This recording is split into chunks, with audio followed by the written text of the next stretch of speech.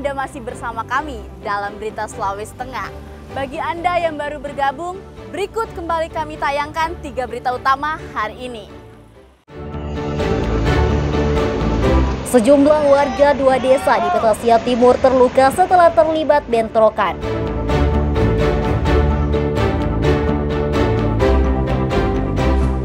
Sebanyak 109 ton pupuk ilegal disita oleh tim Direktorat Krimsus Polda Sulteng.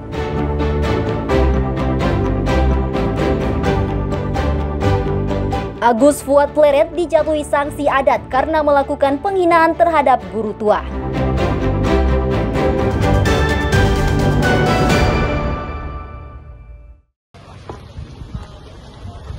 Sidang adat terkait kasus dugaan penghinaan guru tua digelar Minggu pagi. Sidang adat lanjutan ini berupa pelaksanaan Libu Potangara Nu Ada Mosoro Sompo alias penyerahan gifu berlangsung di Rumah Adat Banua Oge, Kota Palu. Sidang adat menghadirkan Fuad Riyadi alias Fuad Pleret yang juga dipolisikan karena kasus ujaran kebencian. Sidang adat digelar oleh Dewan Majelis Adat Patanggota Ngata Palu. Sesuai ketentuan adat Kaili, Fuad Pleret disanksi dengan 7 poin sanksi adat, yakni membayar gifu alias denda adat. Adapun sanksi yang diberikan berupa membayar 5 ekor sapi, 5 pes kain putih kafan, 5 buah dulang adat, 5 bilah parang adat, 5 buah piring putih bermotif kelor, dan uang sejumlah 2 juta lebih. Ketujuh gifu yang diberikan Majelis Wali Adat pun dipenuhi sepenuhnya oleh Fuad Pleret. Sementara denda 5 ekor kerbau diubah menjadi 5 ekor sapi atas permintaan Fuad Pleret. Dengan kegiatan hari ini, suasana kebatinan bisa kondusif kembali, menyebabkan kita tetap bersaudara. Dan Fuad Pleret ini menjunjung tinggi nilai-nilai budaya kearifan lokal, dan kami sangat terima kasih kepada seluruh pemangku adat, tokoh-tokoh anggota, dan kemudian juga difasilitasi oleh Badan Musyawarah Adat Tengah. Semua kemarin permintaan dari Topangadu dalam hal ini pengurus masyarakat dan saya itu telah kita mendapatkan sanksi adat sudah ditunaikan. Sementara itu, Fuad Pleret mengaku hilaf dan berterima kasih kepada pengurus besar Al-Khairat serta masyarakat Sulawesi Tengah yang telah menerima permintaan maafnya. Terima kasih yang tak terhingga kepada semua pihak yang sudah menerima, memberikan pelayanan yang luar biasa. Dan harapan kami tentu saja setelah saya melaksanakan hukum adat yang diberikan kepada saya berharap semua masalah ini selesai tuntas, termasuk di soal hukum nasional itu. Setelah hukum adat saya laksanakan, harapan kami tentu saja dalam persoalan hukum nasional kita selesai. Penyematan emblem Kagawa Sauraja atau Banua Oge juga dilakukan oleh Ketua Dewan Majelis Wali Adat kepada Fuad Pleret. Sanksi adat terhadap Gus Fuad Pleret sebagai bentuk pemulihan nilai-nilai kearifan lokal, menjaga marwah adat, serta merawat harmoni sosial masyarakat suku Kaili. Usai dijatuhi sanksi adat, Fuad Pleret mendatangi rumah Ketua Utama Al-Khairat Habib Alwi bin Sagaf Al-Jufri untuk menyampaikan permohonan maaf secara resmi atas ucapannya yang memicu amarah pengikut Al-Khairat. Syahrul Cahya melaporkan dari Palu.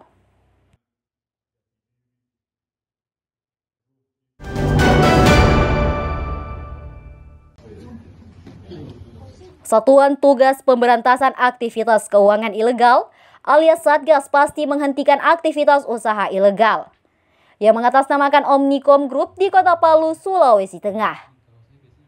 Entitas yang dikenal dengan singkatan OMC ini diduga telah melakukan praktik penipuan berkedok investasi ilegal dengan menyamar sebagai perusahaan komunikasi asal Amerika Serikat.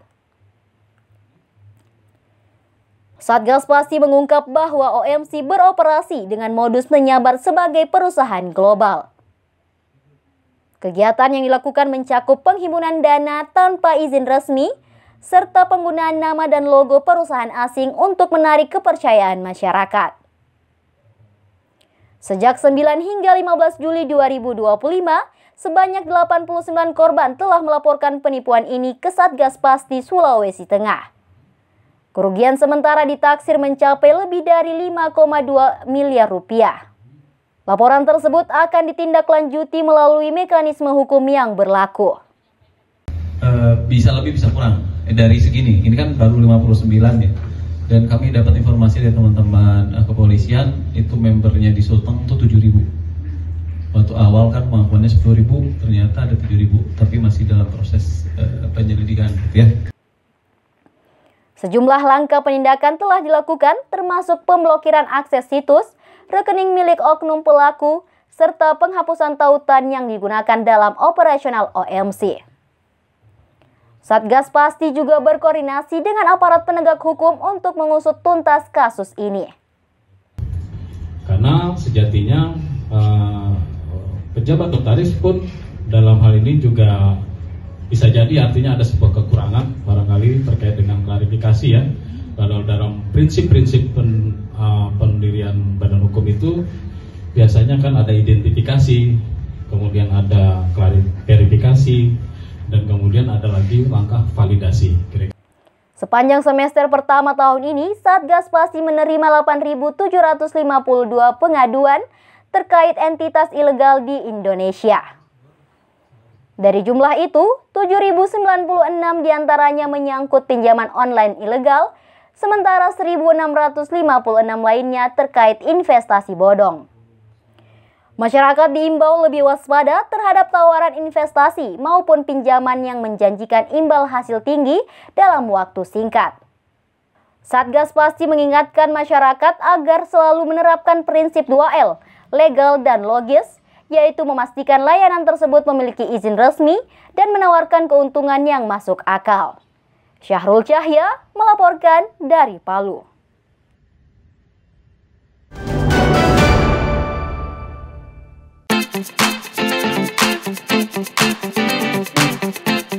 Ratusan crosser mengikuti kejuaraan motocross yang berlangsung di sirkuit Kawanete, Desa Korou, Kecamatan Lembo, Kabupaten Morowali Utara. Kejuaraan yang digelar 18 hingga 20 Juli ini selain memperebutkan trofi juga hadiah motor trail dan 180 juta rupiah. Sebanyak 24 kelas yang dipertandingkan dalam kejuaraan ini. Crosser yang ikut dalam kejuaraan ini tidak hanya asal Pulau Sulawesi, tapi juga dari Jawa dan Kalimantan. Bahkan sejumlah crosser nasional ikut dalam kejuaraan ini, seperti Muhammad Zidan, Inggil Bernaditus, Rizky Haka, Preval Tuming, Angga Sapurede, Esar Lopo, dan Angga Sompi. Kejuaraan motocross ini diharapkan tidak hanya menjadi hiburan bagi masyarakat Morowali Utara, tapi sekaligus menjadi ajang seleksi pencarian bibit crosser potensial di Sulawesi Tengah. Mereka diharapkan bisa mengharumkan daerah Sulteng tidak hanya di tingkat regional, tapi juga nasional. Jadi dengan dilaksanakan event ini dapat kita memberikan hiburan kepada masyarakat, sekaligus kita menyaring bibit-bibit motocross lokal maupun nasional. Para crosser pun mengaku senang bisa tampil di kejuaraan yang digelar selama 3 hari di Morowali Utara tersebut. Crosser nomor 1 Indonesia ini menilai sirkuit tersebut memiliki lintasan yang bagus dan cukup menantang. Rasanya senang banget, ini baru pertama kali saya kesini. Terima kasih buat Pak Kapolres sudah undang saya kesini, terima kasih banyak. Dan harapannya event ini lancar, nggak ada kendala. Dan kedepannya semoga bisa ngadain event yang lebih baik lagi dan lebih bergengsi.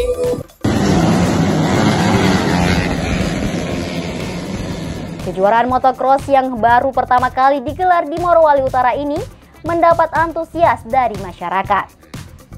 Ratusan penonton penggemar motocross hadir memadati sirkuit. Mereka terpukau dengan atraksi para crosser lokal dan nasional. Penonton tidak hanya warga Morowali Utara, tapi juga dari Morowali, Poso, dan Kota Palu. Ikram Boyoge melaporkan dari Morowali Utara.